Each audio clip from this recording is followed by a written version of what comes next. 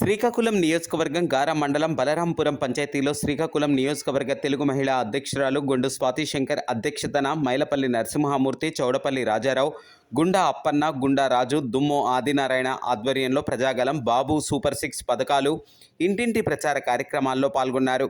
కార్యక్రమంలో TDP, Janasena, BJP నాయకులు, కార్యకర్తలు, అభిమానులు, గ్రామస్తులు అధిక సంఖ్యలో పాల్గొన్నారు.